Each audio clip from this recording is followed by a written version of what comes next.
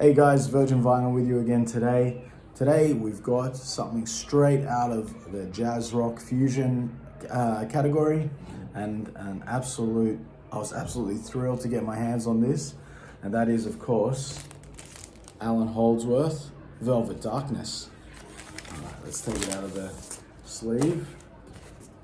There's the CTI, bugs in my face, knocking everything over.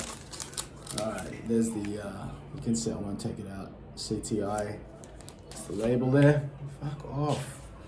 Alright, this is an Israeli pressing, I believe, yeah, CTI Records, 1976 I believe this was recorded, yep, that's right, recorded at Van Gelder Studios by Rudy Van Gelder, engineer, recorded May, June 1976.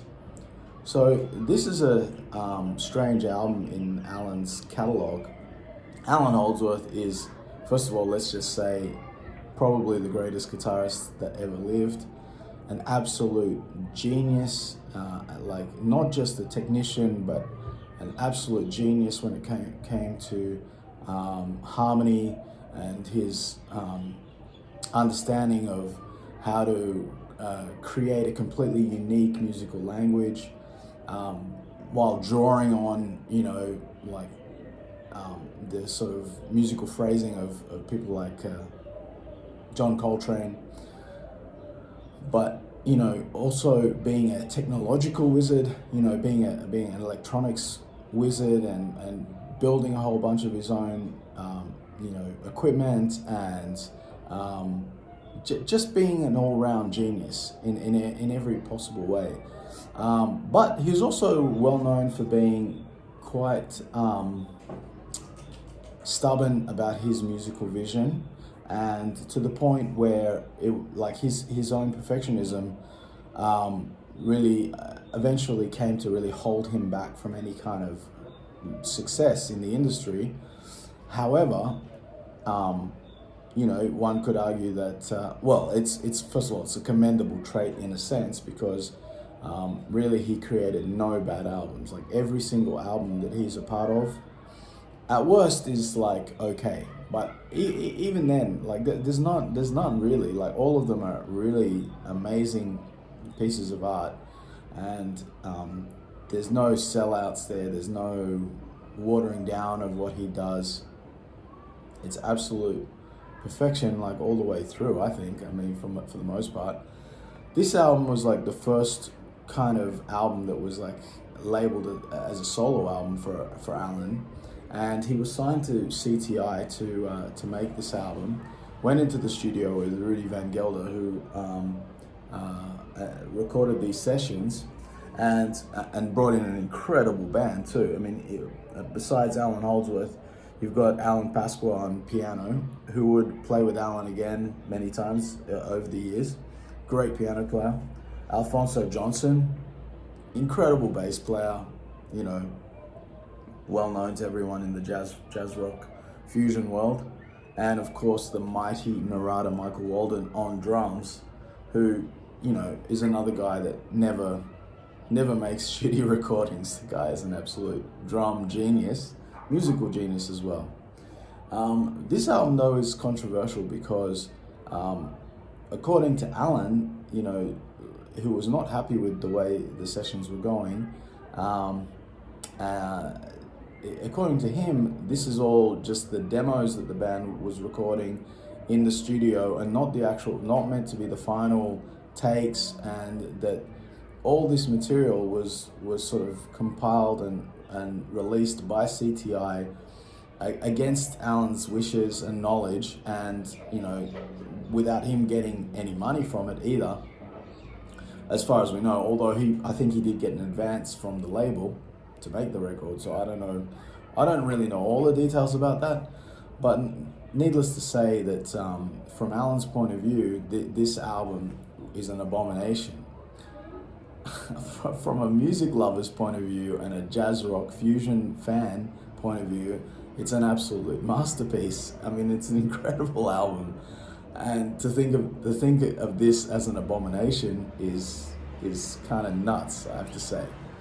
But Allan was a perfectionist, and you know, he had a musical vision, and you can see when he finally does get to do a solo album a few years later that he really he stands by and loved.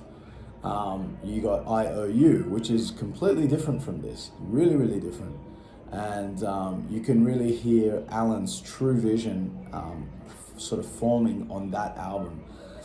Now, I actually, when I bought this, I ordered it online from a music shop here in Tel Aviv called The Third Ear, or Auzn Ashlichit in Hebrew. And I actually saw that they had IOU for sale with the black cover, which is the original cover. And I was like, wow, I'm so excited. I really want that. So I ordered it. I ordered a couple of other albums as well, because I can't ever order just one. And anyway, so I was eagerly awaiting for them to email me to let me know that they fulfilled my order, and then they sent me a message saying, we're so sorry, but that Allan Holdsworth album we don't have that anymore. So they fucked up. And I'm like, no, that's the one I wanted. Out of all the things I ordered, like, that's the one I really wanted the most. And I'm still pretty cut that I didn't get that one, because I think that's like, like if you're an Allan Holdsworth fan, you want to hear his true statement of intent, and his solo albums are that. Now, I grew up loving all his stuff that he was playing on other bands more. Like, for most of the years, I preferred Enigmatic Oceans, or Gazeus, or Espresso 2, or Soft Machine Bundles, or Ian Carr, Belladonna, or what else has he done? What's the name of that jazz pianist he did some live recordings with?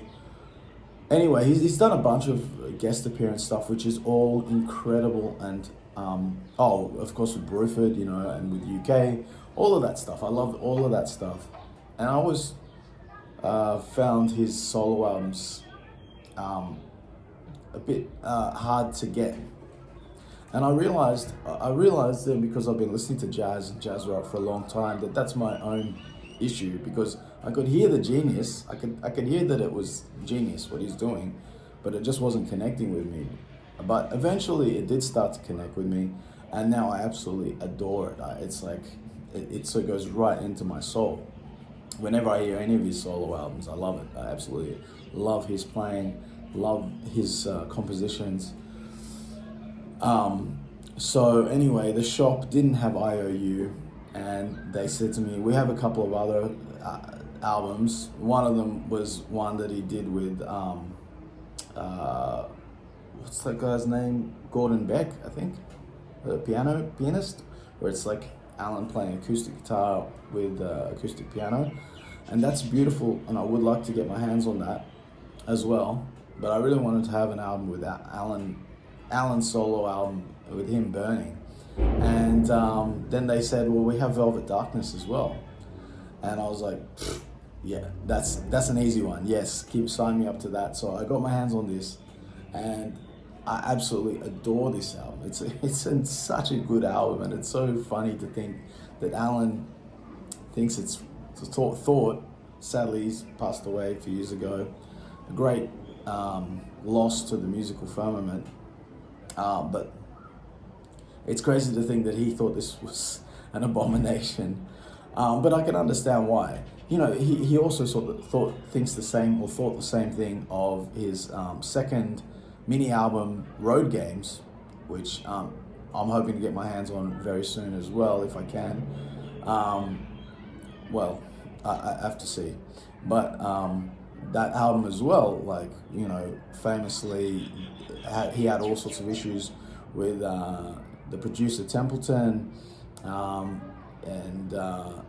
it ended up being like a disaster session, and Allan hated that album, and it's like crazy, because that's such a genius album. That's a genius album. I love Road Games. It might be, if it was 2 songs longer, it would have been a full album, and it would be probably my favorite Allan Holdsworth album. It's incredible. It's incredible. But as it stands, probably it's it's probably still my favorite thing. But I adore this. This is right up there. I adore IOU. Metal Fatigue is great. Secrets is great. But all of them are great. All of them are great. I think in that 80s period, he was a bit more fiery and a little more imperfect, which I think, I always like when musicians are sort of flying by the seat of their pants and pushing their abilities to the limit. That's always really exciting. And I'm totally cool with a few bum notes or anything. Not that he does bum notes, he doesn't. And if he does, you'd never know, because he'll use it as a transition or something like that, and it just works beautifully. So even though the store kind of fucked me over and I couldn't get IOU, which it still hurts me to say it, I'm happy to have gotten Velvet Darkness, because this is an incredible album. Absolutely love it. Holdsworth is the man. I mean, my favorite guitarist is John McLaughlin, and Allan Holdsworth is right up there with him. Like there's not much between them, in my opinion. Both absolute geniuses. Allan is in his own league, just like John is, and incredible stuff. Anyway, guys, hit that like and subscribe button, and I'll see you tomorrow.